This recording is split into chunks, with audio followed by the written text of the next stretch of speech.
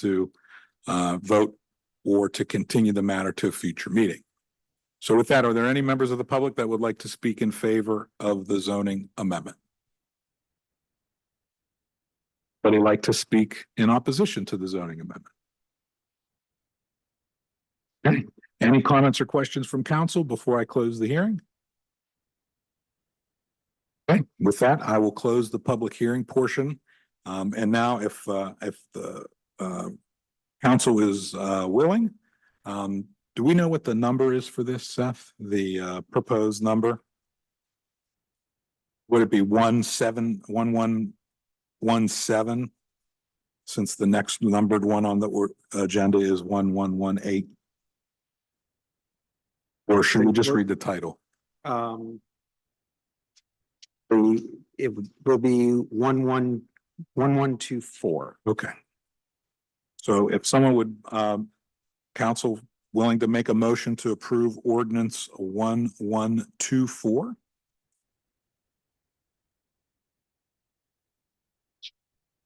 Move to approve ordinance 1124. I second the motion.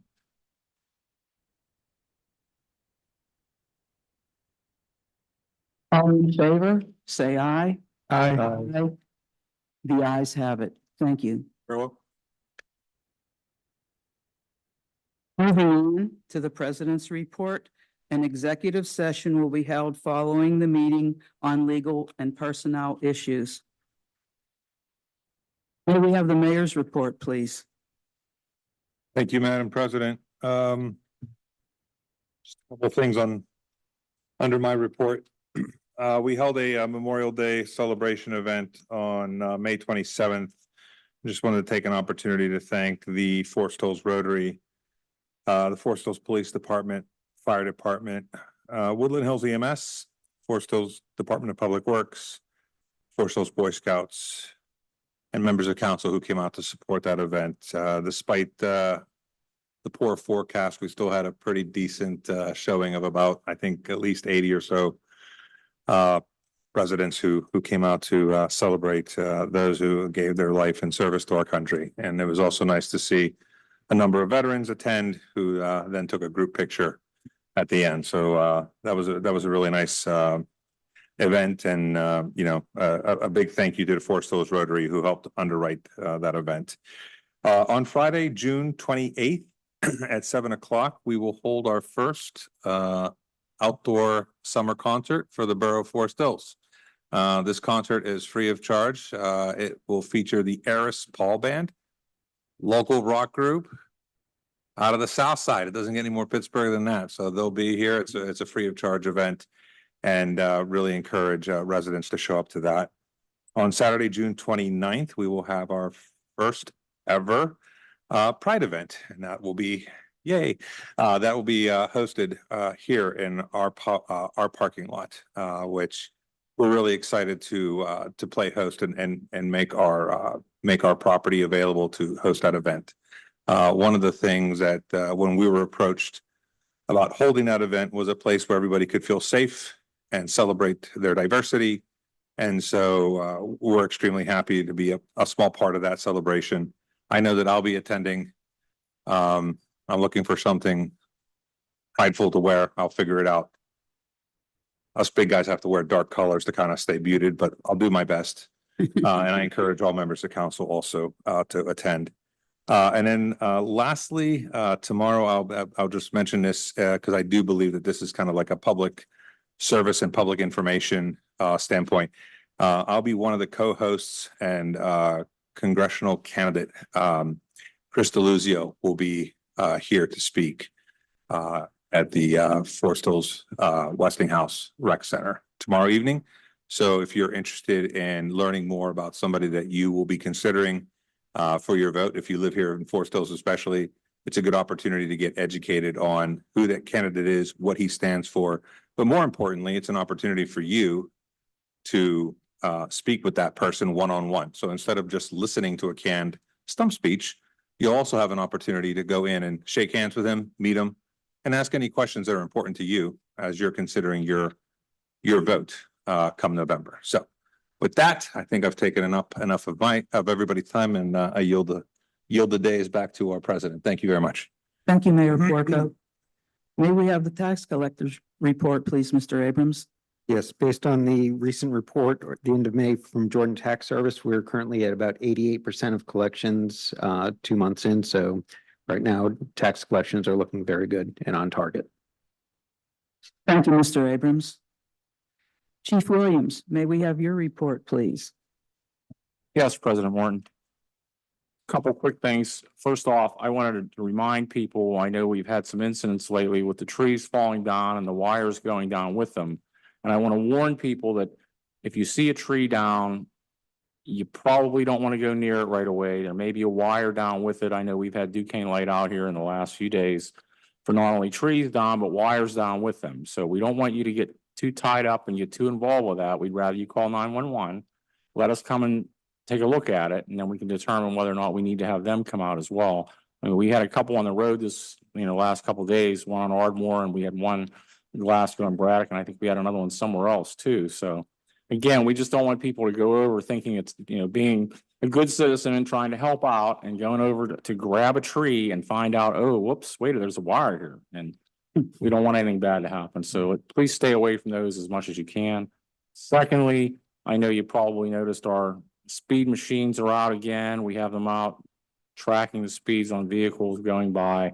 So they move around a little bit, but again, that's just to remind people and help them to understand that the speed limit is this and you're going this, and hopefully you're going to slow down because you see that, and it'll remind you that you are going maybe a little too fast when you should be going a little slow.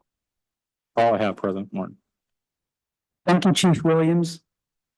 Madam President, can I just add one point to Chief Williams' report, if you don't mind? Please.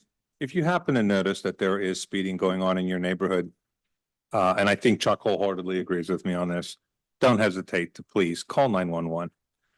Get a description, get a partial plate, call 911. Don't engage the driver directly. Nothing good is going to come of that. It's just going to actually escalate an already tense scenario. But if you can grab a partial plate, take a picture, get a description of the car, call 911, that is not a nuisance call. That's what our police department is here to address. And it's the best way to handle it. Right? Rather than get into a screaming match or having that person even get out of their car to confront you once you've started yelling at them. It's the worst possible way to handle it. So just a couple of incidences have occurred lately where it's been brought to our attention. And the best way to do it is to please just report it and let the police do their job. Thank you. Thank you, Mayor Porco. Forest Hills Community Alliance, Ms. Dempsey. Thank you, Madam President. I just have some quick updates on our 2 current projects. First up is Forest Hills Forward.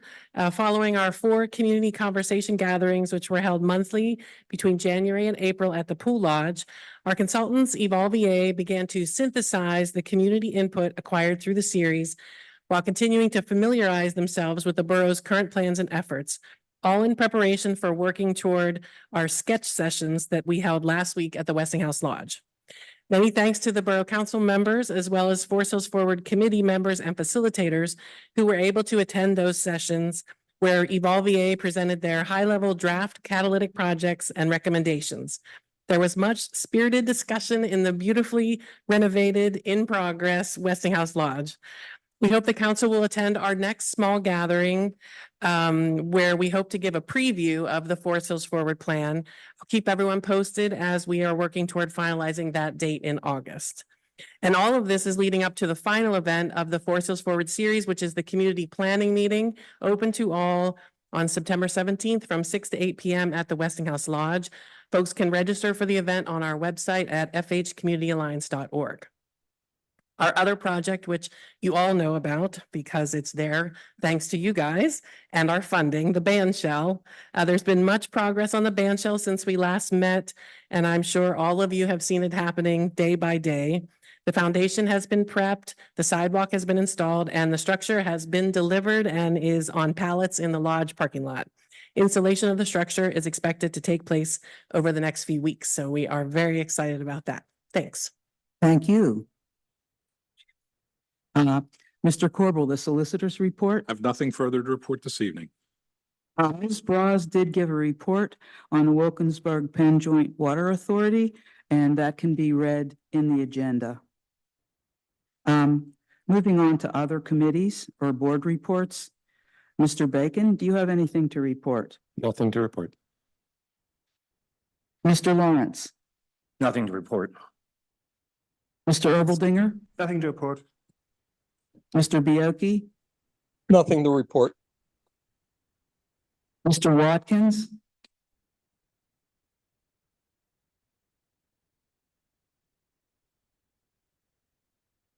okay, nothing to report there.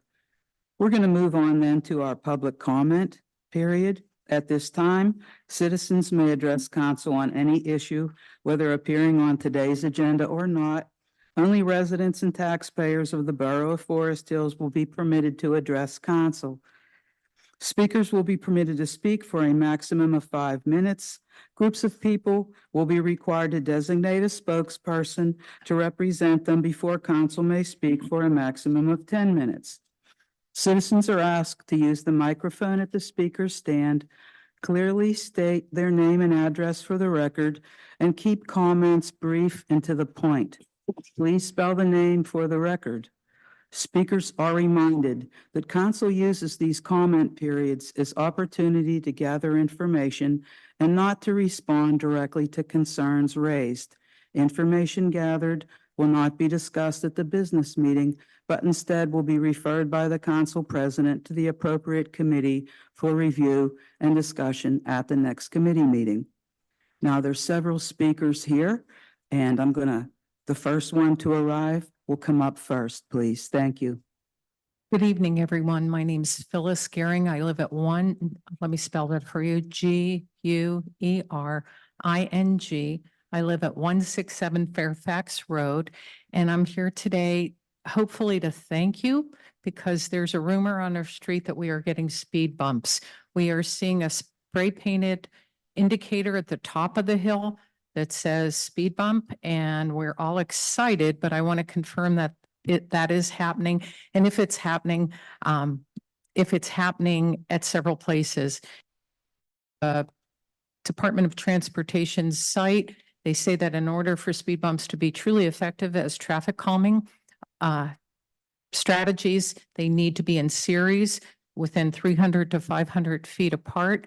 And so I wanted to bring that up. And these are an amazing thing if we are truly moving forward with that. In addition to the most obvious benefit, which is to reduce speeding and increase the safety of the residents on that street. There's also noted in the Department of Transportation's report, there's reductions in crime on streets that have those speed bumps because they're not easy getaways or passways. There's an improved quality of life because of noise reduction, pollution reduction, a sense of ownership that the people on the street feel, as well as the aesthetic appeal in a place called Forest Hills of being able to enjoy the nature without the noise, the sound, and the unsafe conditions. I was so appreciative of your comments on traffic safety. I'm sure you're familiar with Fairfax Road. It is a nightmare for the residents there. Almost everybody but myself owns a dog, and they take their dogs' lives and their own at risk on that road. People speed. I have not engaged, but I've been yelled at, screamed at, given the finger, rode on they ride on your bumper. It is an unsafe place. I walked up and down the street today and talked to many of my neighbors. I think I talked to 8 of my neighbors. They were ecstatic that I was going to see if it indeed was true. So I guess I'm asking, you said you can't discuss what comes up at the microphone, but I'm hoping for some further information. And I'm also hoping that you really, if that wasn't the intent, that you give it a lot of thought. I'm sure we're not the only road that is a speeding shortcut, but we are one that is definitely in need of some, there are signs. They don't help. We've had a cruiser parked there. It doesn't help because as soon as it's gone, if people don't see it, they don't care. And it's just gotten worse. I've lived here 20 years now. I've been here once before about the matter. And an older neighbor said they were here once before about the matter. And I think it's time to do something. Thank you. Thank you. I don't remember who was next.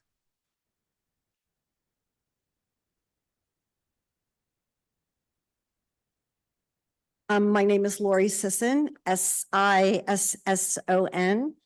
I live at 217 Hawthorne Court. And we are here, there's several of us, to open a discussion about the use of the community room at the Borough Building, specifically for community groups and including the Forest Hills Democratic Committee. In the audience, there's a group of Democratic Committee members, and I'm honored to be the chair of the committee, and tonight their spokesperson. I'm sure all of you are familiar with the fact that the Democratic Committee has been meeting in the Borough Building, the old one and the new one, for decades. I've been involved in the Democratic Committee meetings there since 2017, every month. I know you all have participated in one way or another in our meetings in the Borough Building, either as Democratic Committee members or as council members, seeking our endorsement or help with campaigns for years. I want to talk about three things tonight: process, policy, and public safety. First, process. Our committee had a meeting on the calendar for April 23rd. A day or two before the meeting, the president of council sent me a short email directing us to meet elsewhere for that meeting and all meetings in the future, and stating there was plenty of time to find a new meeting place. Unfortunately, Forest Hills is a small borough, and finding a space with capacity is not that easy. In addition, our committee meetings are announced on public spaces, including the AC/DC calendar, social media, and shared by word of mouth with people who have worked on various projects sponsored by the committee. We often have outside visitors to our meetings, including residents and elected officials and campaign staff. Even if we could have found a space to meet, and we couldn't, there would be no way to disseminate information like that to an unknown number of potential attendees in a short period of time. Please note that at the time of notification, only a few council members seemed to be aware of the new rule about our meeting place. This decision seemed to have been made by a very small number of members and without any input from the Democratic Committee chair, me, or members of the Forest Hills community. Subsequent to this sudden and unexpected change in approval for meeting at the Borough Building, there have been closed council meetings of one sort or another, none of which were public and none of which have publicly available minutes or records. It's our belief that our long history of meeting in the community room, coupled with the fact that the plans for the new Borough Building specifically included a community meeting space for residents and groups, warranted a meeting to discuss the change of policy, warranted public discussions, and warranted a reasonable timeframe for implementation of a change in plans. Surely sensitivity to and respect for professional and personal relationships dictated this too. Let's turn to policy. I understand that the council is just now updating regulations for the use of the Borough Building. Interesting. I have seen an email that the quote, overall goal is to have only official committees of the borough utilizing the facilities. We have a lovely green building that was paid for by all of us to be a public space, and that space appears to be mostly locked, inaccessible, and closed to the public. There's a non-public calendar that lists meetings of groups in the community room. It's difficult at best to obtain that calendar, but I was able, with Mayor Porco's help, to obtain a list of the community groups that meet in the space. The number is, quote, limited. The list includes the library, but only during business hours, the Garden Club, the Forest Hills Community Alliance, and Woodland Hills Soccer, quote, by history. I have in addition personally seen the Boy Scouts meet there, and of course, the Forest Hills Democratic Committee has met there for decades. So it seems there's going to be an explicit policy stating that the Democratic Committee is excluded from meeting in the community room. How do these policy changes come to be? Is there no input from the committee? No input from the community? No look at history? No warning or lead time for the group affected? Is a quite sudden decision to dictate such changes in policy normal? Consider this too. This isn't, can you clarify for me if you are speaking on behalf of the other members of the committee and you are their spokesperson? I am or- their So spokesperson. none of them are, the rest of them are not speaking. They're not speaking. Okay. That's correct. You may continue. Thank you. Consider this also. The members of the Democratic Committee are elected officials, elected by residents of the borough to serve the borough residents. Yes, we help Democrats get elected, but we also get out votes from all residents, Democrats, independents, and Republicans, so that everyone's voice can be heard at all levels of government.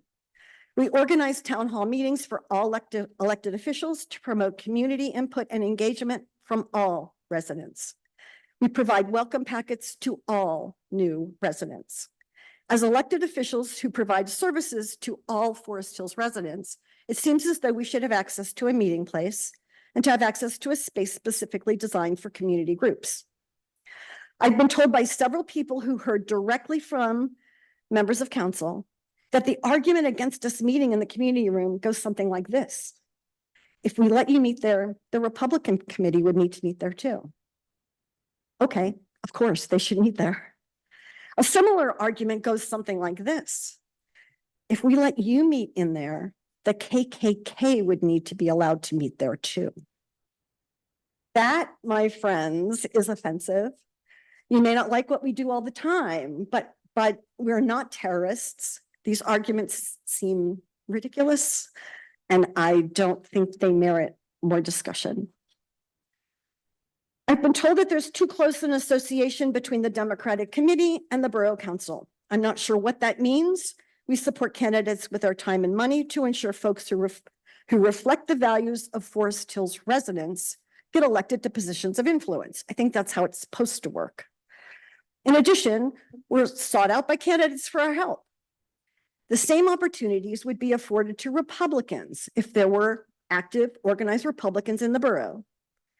And darn it, once folks get elected, I'm not aware of any attempt by any committee member to influence the behavior of a council member, even if we may disagree on an issue. Recent Facebook activity showed one disgruntled Republican resident who posted displeasure with the presence of Democrats in borough spaces, including having a booth on Community Day. I'm hopeful that such extremist comments have not driven a snap council decision. Republican residents have every right and every obligation to organize and to work to become a functioning group that can affect change. They haven't. Finally, our county Democratic Committee leaders and our elected officials were shocked to learn we were suddenly expelled from the borough building. I contacted 39 Democratic committees who meet, 14 meet in municipal buildings, 14 of those 39. That includes Churchill, West Mifflin, Whitehall, Wilkins, and others. Others meet at other locations, senior centers, libraries, et cetera, that may or may not be part of a municipal complex. I'm not sure. Point is that many, many communities welcome their Democratic committees into their public spaces. Finally, public safety. We've been challenged to find spaces that not only meet our capacity requirements, but also are safe. Due to the public nature of our meetings, it's recommended that we not meet in a private home, but instead use a space that is protected from intruders. A public space may feel more welcoming to visitors to the meetings, while a meeting in a private home may seem to need an invitation. We also need to use a space that's free or almost free. We do not raise money, but we operate on donations from elected officials ourselves, and sometimes, but not always, the candidates. We respectfully ask that you consider allowing us to use the community room for public safety. In summary, we're asking you to reconsider what seems to be a hasty decision to remove the Democratic Committee from the community space that was designed for community meetings. Our ask is based on three things: the desire for decision-making process to be transparent, thoughtful, and considerate of history. The need to revisit policies, including the purpose of the community room, the long history of our meeting there, and the fact that we are elected officials who do good for the Forest Hills community. Finally, the desire for a safe meeting place for the Democratic Committee. I want to close by saying that if you want to reach out to me to talk further about this, please do. That has been limited to date. You all know how to reach me. To the extent that what has happened in this scenario is representative of what happens to other volunteers for the borough, then that's a problem. People move here and stay here because Forest Hills feels like a welcoming community. Sadly, facing a locked borough building with restricted use Isn't that your 10 minutes? doesn't feel welcoming at all. Thank you so much. Thank you. Mr. Pike, were you here to speak? Thank you.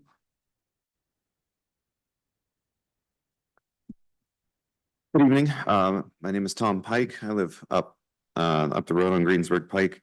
I'm here today to speak. Could you give us your address, Yes, please? sure. 3806 Greensburg Pike. I'm here today to relay some information from the Environmental Advisory Council. The EAC became aware of a couple of county level initiatives that we thought you might be interested in.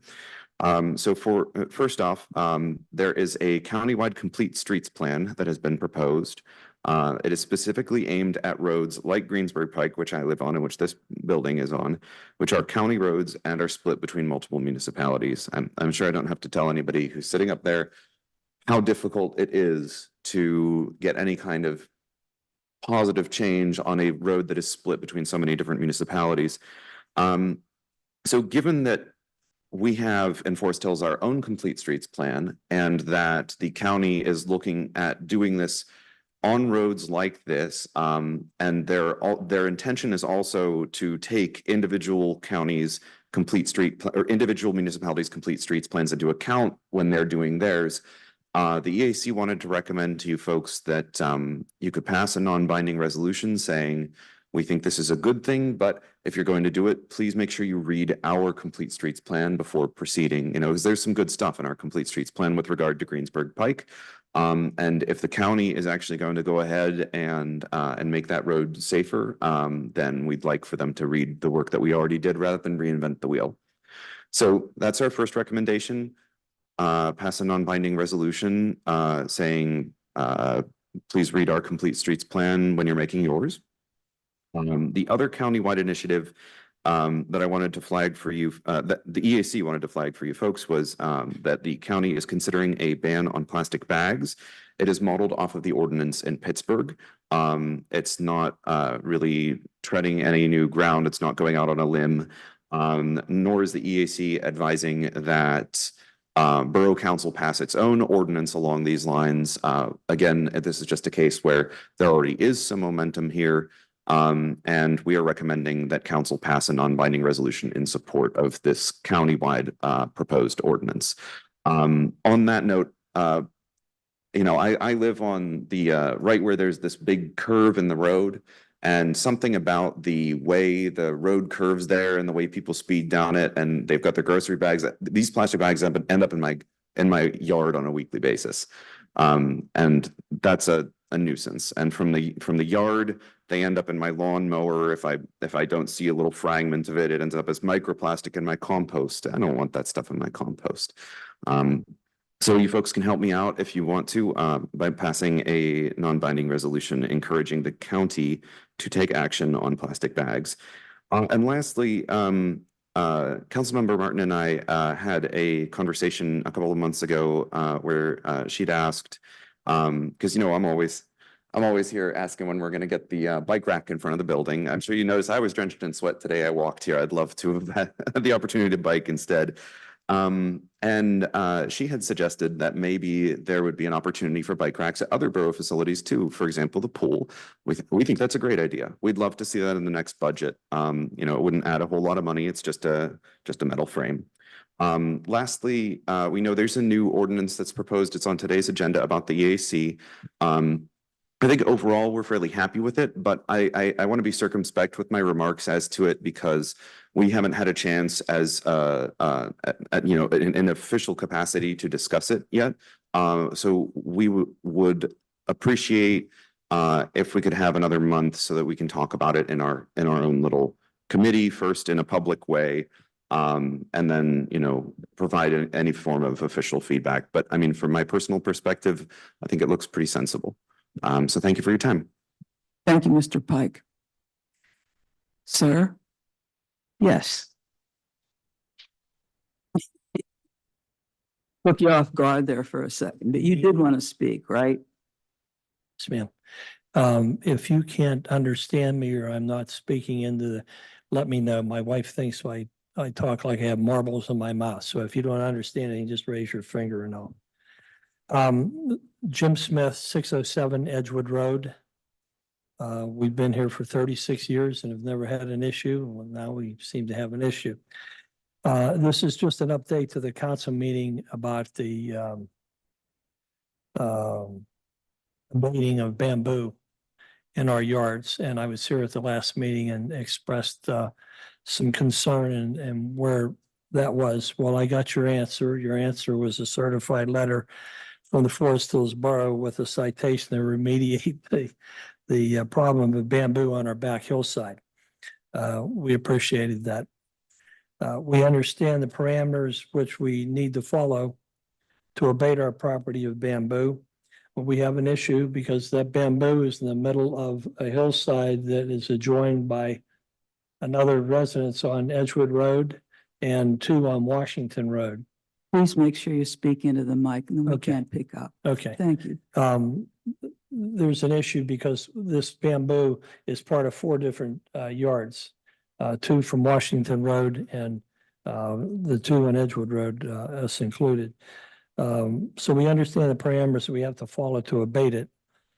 We've already talked to our contractor. We're ready to schedule that to be done in our yard. Our next door neighbor on Edgewood Road has already started to have that pulled by the roots to start to satisfy her issue. But her contractor, like ours, was prevented from continuing because the neighbor on Washington Road came up and expressed her concern to stop and desist from on her property, which I don't believe it is, and for the contractor to stop removing her bamboo. That was another issue. We don't know who planted the bamboo, but I know that we on Edgewood Road did not. We have no reason to. We've already talked to the contractor. We can meet the required date, which was July 12th. We have our property surveyed back in 2022 because I think when she stopped the original removal project that we had, it brought up a question. Were we on her property? Were we still on my property? So the contractor basically stopped, left and never came back to do anything. I had it resurveyed. So I have it specifically marked from our driveway up on Edgewood Road down over the hill in the back. Stakes were put in with pink ribbons on them to indicate they were there, while the one that conjoins the one on Washington Road was removed. We don't know if they removed it or whether their landscaper removed it, doesn't matter. I have not been down there. I haven't seen if the stake is still there. I have called the surveyor to ask if he would at a very low cost to come back and resurvey that area and restake it. Now, as I see it, there was no way that stake was on her property. There is actually a borough easement that goes through Mrs. Finkel at 609 and we at 607. There's an easement that goes through our 2 yards and down the hill and then out to Washington Road. And it's an easement for the gas company because there is a line that goes through there. So there's a piece of property there. I don't know how wide it is, 3 feet, 4 feet or whatever, that doesn't fall under anybody's property. The gas company does come once a year, normally the end of October, and they come in and make a mess. They use a weed whacker, I guess, to remove the what's there, and then whatever they chop down or cut, they basically just distribute it on the hillside in either my yard or Mrs. Fingal's yard. So I've had conversation with them. If this is going to be an issue for them, they will stop and not do anything, which is we prefer not to. And they also never let us know when they're going to be there. I have to catch them because they're pretty quiet when they're doing, they're kind of sneaky. But the survey I would have to pay again. And I paid $600 back in 2022 to have it Time, done. Mr. Smith. Is that it? 5 Okay. minutes, yep. Thank you. Is there anyone else? Mr. Caldwell?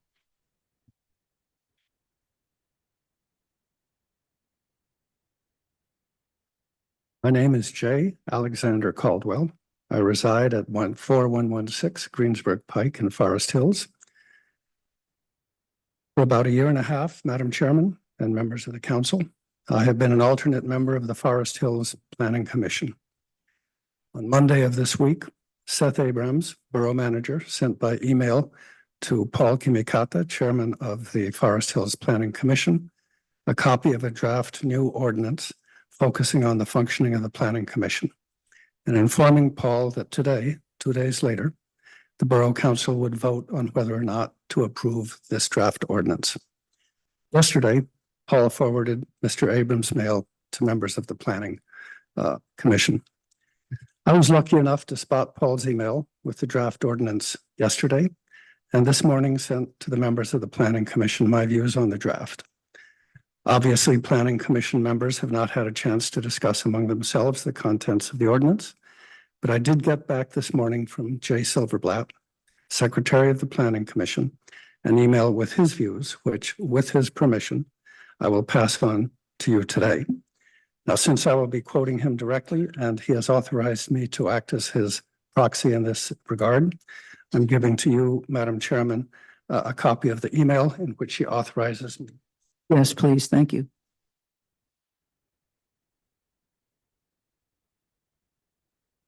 So ask to be allotted 7 minutes for this presentation so that I can include Mr. Silverblatt's comments, if you would, Madam Chair. We have a lot of speakers. I would ask you to keep it to 5, please. Right. In that case, I will start with what he had to say and then go on with what I can add to it myself. Many of you know him. He's a respected trial lawyer. He's been Secretary of the Planning Commission for an extended period of time. Well known to many of you. And in response to my email, he said, "Thank you for your message. I agree with these sentiments. This is not an example of good government at work. Rather, it is an example of opaqueness in local government, the kind of opaqueness that causes residents to question and doubt their elected leaders. How could such an ordinance be prepared without even telling the sitting Planning Commission, let alone seeking their input? By its opaqueness, the council has set the table for a confrontation. Unfortunately, I have another commitment this evening, and I am unable to attend. I give you my proxy." I'll revert to the comments that I was going to make. My criticisms fall in basically 2 areas. One, first, there are only 5 statutory members, 2 of which are likely to be borough employees. While alternates may also be appointed and may be given the privilege to vote, the reduction in the number of voting members reduces the representation of citizens of Forest Hills in the planning function. Furthermore, with 40% of the statutory members being officers or employees of the borough, the net result will be to turn the commission into an arm of the borough management rather than its present role as an advisor to borough management. Second, Section 1604 of the draft ordinance entitled Jurisdiction and Powers lists 18 functions of the Planning Commission. However, none may be undertaken or initiated at the option of the commission. All require first the approval of the Borough Council. Thus, the statutory capabilities of the Planning Commission are truncated. Furthermore, many of the functions required of the Planning Commission are well beyond the capability of any advisory commission. For example, the Borough Council may request the Planning Commission, quote, to prepare and present to the Borough Council a water survey, to submit to the Borough Council a recommended capital improvement program, to prepare and present to the council an environmental study, and so on. All of these functions are appropriate responsibilities of Forest Hills Borough Management, but not of a body of members whose are public-spirited borough citizens who happen to have a sense of civic responsibility. I suggest 3 steps to remedy these problem areas. 1, the proposed ordinance should be tabled and not voted on today. 2, the borough manager should establish among the borough's employees a borough planning working group comprised of the manager, 1 or 2 other borough employees, the president of the planning commission, and the mayor. 3, the planning commission as presently constituted should appoint a planning commission working group made up of not more than 3 people to meet on several occasions as necessary with the borough solicitor and the borough manager to review the goals of the new ordinance and to draft a new version that would separate the advisory function appropriate to a planning commission from the executive function appropriate to borough management. That's all I've got, Madam Chairman. I would like to pass out to the council copies of what I've had to say, if I may. Yes, please. Thank you. I have, this is additional. Thank you. That's it. Thank you, Mr. Caldwell. Is there anyone else that wants to speak? Okay, public comment is over. We're going to move to the committee reports. Operations and policies, Mr. Lawrence, please. Thank you, President Martin. I move from the May 15th, 2024 council meeting. Do we have a second? Second. All in favor, say aye. Aye. Aye. All right, The ayes have it. Right. Thank you. Mr. Solicitor, do I need to read the full titles under these? You do not. Okay. That will keep this little speeding through a little bit. I move to approve ordinance number 1118 to restate and reestablish the Environmental Advisory Council. Do we have a second? Second. Are there any comments? Yes. I requested to council about 3 weeks ago that we share the draft of this ordinance with the respective stakeholders. And like we just heard, I learned we did share it with the respective shareholders, but Monday, so giving them 2 days to respond. I talked to Barry Layton, the chair of the Rec Board. I talked to Nick Smirker, the chair of EAC. And I heard about the planning commission too, their concerns. And I totally agree. You know, they're all volunteers. We need to respect our volunteers. And I think if you change something, you know, like those ordinances are like 10 years old, at least the ones we have currently in place. There's no need to rush. And I'm respectfully asking, I have a motion to table this to give our stakeholders enough time to comment, and then for council to consider whatever comments we get. Are there any other comments? Mr. Bacon? Just Wait a minute. Mr. Erbaldinger made a motion to table. And so we need to see if there's a second. And then if there's a second, then we just vote on the motion table. There's no debate. If there isn't a second, then we move forward. Second to Mr. Erbeldinger's motion. I second the motion to table, although I would like the opportunity for comment if that's. There is no permissible. comment at this point, no. So it has to go to a roll call vote. So the roll call vote is to table the motion. May we have a roll call vote, please? Mr. Bacon, Yes. Mr. Bioki No. is absent. Mr. Erbaldinger, Yes, Mr. Lawrence, No. Ms. Martin, No. Mr. Watkins, No. 4-2, not to table.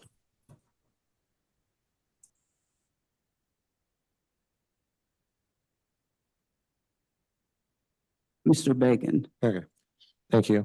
I second Mr. Erbeldinger's comments. I would just also like to ask that we have some sort of explanation for the different numbers of members on different committees. For example, the EAC and the Tree and Shrub Committee, I believe both have a minimum of 3 members, while the others have either 5 or I think We are others- talking about the Environmental Advisory Council now. I can wait until that motion if we like. It's just to. that each committee has this, so. Okay, I'm not going to repeat my comments or any of that. I feel it applies to the whole as we are about to vote for all of this. And then finally, I would like us to have some sort of transparency or specific plans for the appointments and terms of members of these committees after new ordinances were to be passed. Are there any other comments? Thank you. Can we have a roll call vote then? Roll call vote for passing ordinance 1118, reestablishing the Environmental Advisory Committee. Mr. Bacon. No. Mr. Bioki. Yes. Mr. Erbaldinger. No. Mr. Lawrence. Yes. Ms. Martin. Yes. Mr. Watkins. Yes. 42, Madam President. Thank you. The motion passes. All right, I move to approve ordinance number 1119 to establish an Arts and Culture Advisory Committee. We have a second. Second. Are there any comments? Mr. Erbaldinger? I do the same motion again. I have a motion to, I'm not sure, Mr. Corbett, if I can do it. Can I have a motion to table all 3 future motions, or do I have to do it every time? All right, then I have a motion. First of all, if anyone else wants to comment? Okay, so I have a motion to table ordinance 1119. I just stated the comments. I think we need our community to give them input about that ordinance. And I don't think there's a need, we don't have an arts committee right now, and I'm in favor of the arts. But I think we should give members of the community a chance to input.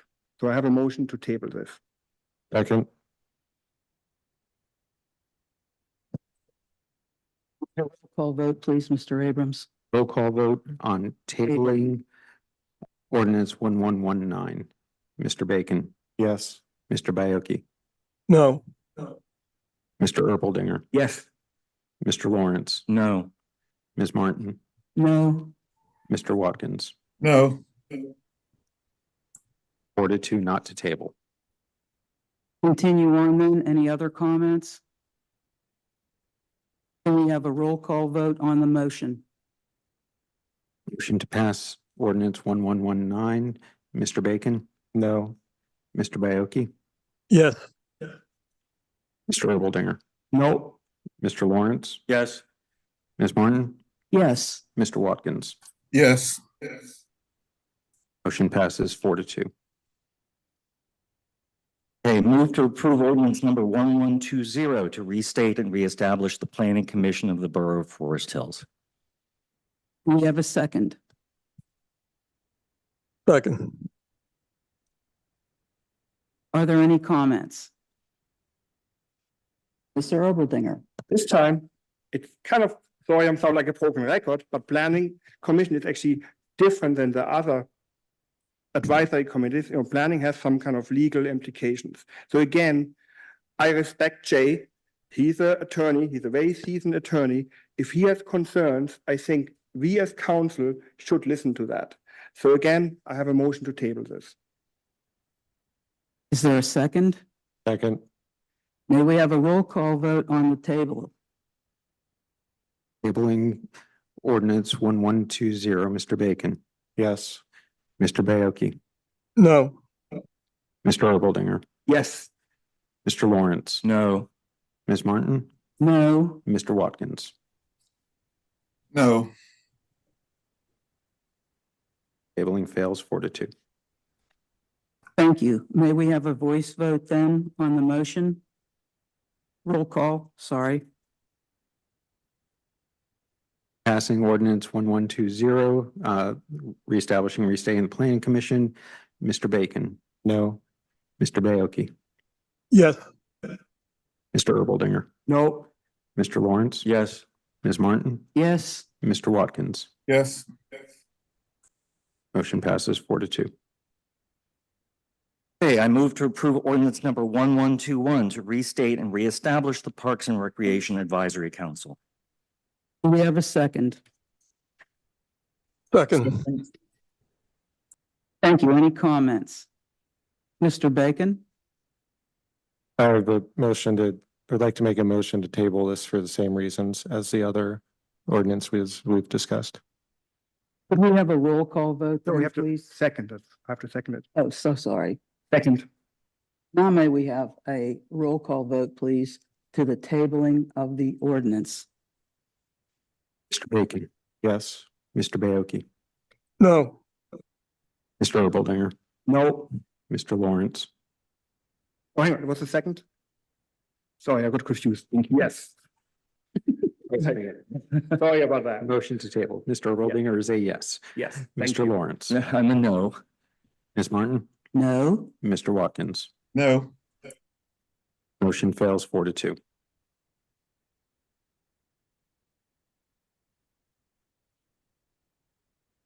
Going back to comment section. I have one more comment.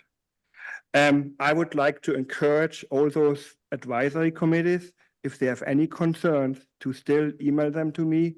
I will summarize them and, an ordinance like this is not set in stone. If there are like good reasons and the majority of council changes their mind, we can always revisit them. So I encourage everyone in the community to send me an email with their concerns.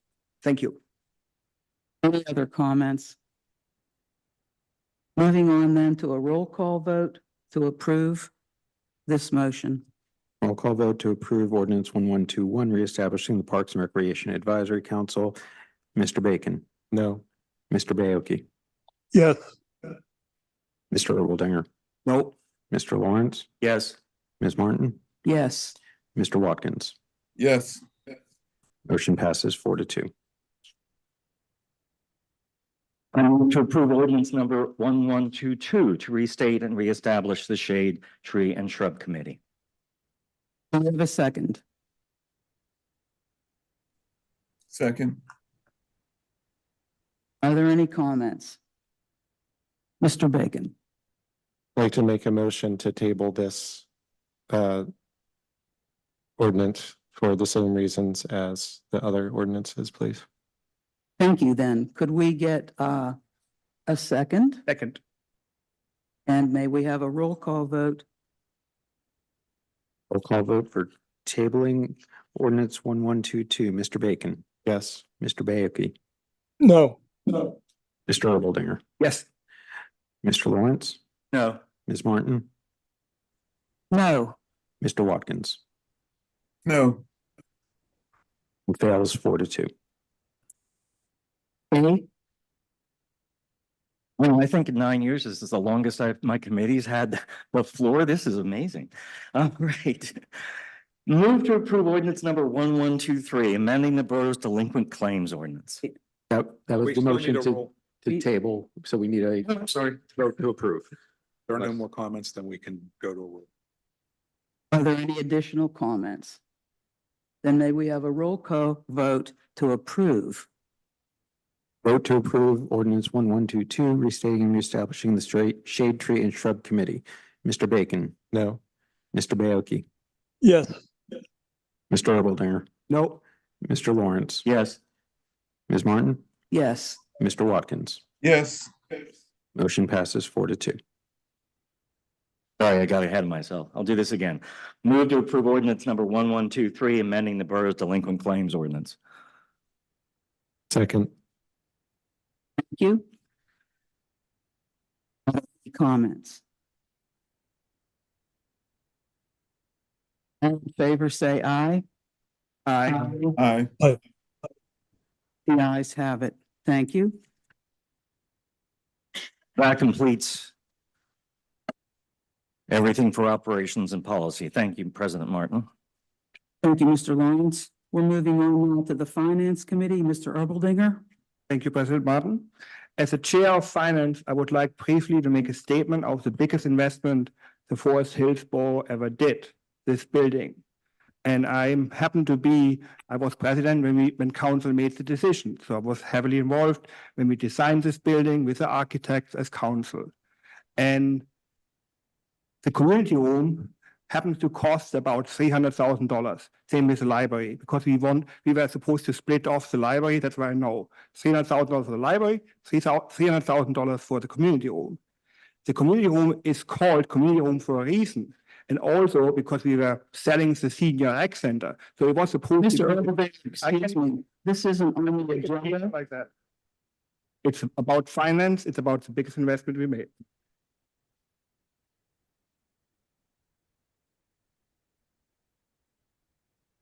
I would rather stick to the agenda. I would like to keep going. Mr. Corbel said, What? A point of order, this is not on the agenda. My comment is that it's not related to the agenda items and we Can I should. do it under new business? Okay, I will do it again. Thank you. Okay, now motion to approve payment of bills for the month of May in the following amount, $873,293.06. So details can be read in the agenda. is there a second? Second. Second? Are there any comments?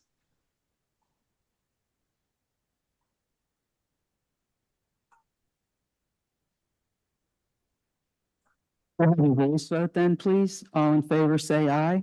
Aye. Aye. Sorry. Let's have it. My next motion, move to approve payment of May 2024 bill to Siemens for $85,000, $422.70 from the ESCO fund under the contract between the borough and Siemens. Have a second? Thank you. In my general report, Mr. Abrams is. We have to vote. Oh, still. sorry. What comments and then. Sorry. Or voice vote. Are there any comments? Thank you. Could we have a voice vote, please? All in favor, say aye. Aye. The ayes have it. In the general report, Mr. Abrams is revisiting the board's investments and savings account. We have a lot of them to better align available funds and borough priorities. And that concludes finance. Thank you, Mr. Erbaldinger. Moving on to borough property, Mr. Bacon. Thank you, Madam President. I just have a general report. First, that the Westinghouse Lodge is in its final phases and should be completed in early July. And that the band shell from the Forest Hills Community Alliance is also in progress. And second, that Horhut, the contracted arborist for the borough, is moving through the tree list from last November and will be providing us with their list of completed items on a monthly basis, beginning at the end of this month. Thank you. Thank you, Mr. Bacon. Mr. DeCrosta isn't here for planning and zoning. Mr. Erbaldinger, did you have any comment?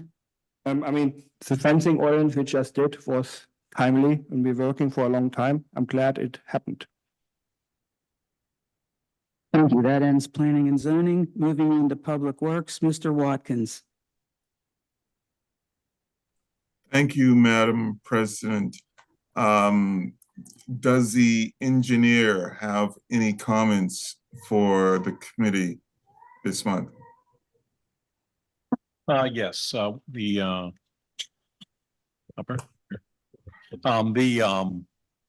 item that's on the agenda for Avenue A, we did receive bids from two contractors and it came in about $200,000 above our estimate. So we do recommend denying those bids and rebidding the project with slight adjustment to the scope. Hopefully we get some additional bidders on the contract. And that's all I have for this evening.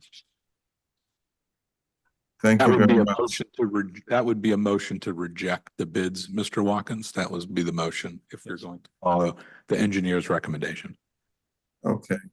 I would like to make a recommendation that because the bids came in so much higher, that we do reject this bid from, and we reject the bid and rebid after LSSE adjusts the engineering specifications. Is there a second? There's a second. Thank you. Thank you. Are there any comments? Yes. Mr. Bacon? I'd just like to confirm that we don't have any grant timelines or ticking clock on this, where we might potentially be in a worse situation if we don't get any bids in the second round. No, there's no grant with this one. This was just out of the capital fund. Thank you. Anything else? Any other comments? Could we have a voice vote then? All in favor of rejecting the bid, say aye. Aye. Aye. Next, I move to adopt resolution 1271, authorizing the Alcosan Grow grant funding application with a budget of $1,190,000. Is there a second? Second. Any comment? May we have a voice vote, please, then? All in favor, say aye. Aye. Ladies and gentlemen and residents of Forest Hills, I've got some computer issues on this end, so please forgive me for getting to the engineer's report prior to the motions that we have for Public Works. So since we have already had the engineer's report, I am remote. I don't know if we have our foreman or someone standing in for the foreman in the meeting. Do we? No. No? Okay, well then the foreman's report, what we have for them is in the agenda, and that can be read by anyone who gets a copy of the agenda. We have two other issues. Members discussed the street sweeping program. Mr. Abrams and Public Works will develop a full plan for the 2025 season based on the capabilities of the new street sweeper, due to be delivered in September. Policies and scheduling will be presented to council for a final decision prior to implementation. The last point from Public Works is that members asked about the West Street Sewer Project proposal by Chalfont Borough. Forest Hills has not received any information and it does not appear this project is moving forward. There is no financial commitment from the Borough of Forest Hills. That concludes everything from the Public Works Department. Mr. Watkins, moving on then to public safety, Mr. Bioki. Thank you, Madam President. I have no motions this evening, and the other business under general report is available for reading in your agenda. That's all I have. Thank you, Mr. Bioki. Any new business? Yes. Well, thank you again. Again, I would like to add a little bit to the community room. I was there when we designed the room, and again, it costs $300,000. The residents of Forest Hills will pay for many, many years for this building. And the idea at the time was to make this room as lively as possible. And actually concerns about the Republican committee going into this room were raised at the time. And again, if the Republican members of Forest Hills decide to form a Republican committee and they go through the efforts and they get duly elected Republican committee, why not? You know, and then even KKK was mentioned at the time too by one council members. And again, KKK is not an official elected committee, political committee. You know, like if the Green Party decides to form a political committee, again, why not? So this room is underutilized. It should be used as much as possible. And there should be, as long as there's no safety concerns, or like I would probably reject KKK myself, any concerns like this nature, this room should be open for anyone. Unfortunately, COVID hit and then kind of everything shut down. That's why that room never really was used to its potential, what it was supposed to be. And again, I respectfully, oh, by the way, I agree with you when you said that was an overnight decision at an executive session. I happened to be on a business trip, so I was not even part of this and had no chance to give any input. Major decision, if the Forest Hills Democratic Committee was, like you said, for decades in the old building. That room was modeled about meetings like that. And again, why? And I don't get it. But if if the majority of council makes major decisions like this should not happen in executive session. And it should be in public, it should be discussed in public, and maybe there should be proper policies set in place, or nothing should happen overnight. So I respectfully ask to kick it back to the committee to discuss it in public. Thank you. Thank you. Anybody else? Okay, then, the meeting is adjourned. Thank you.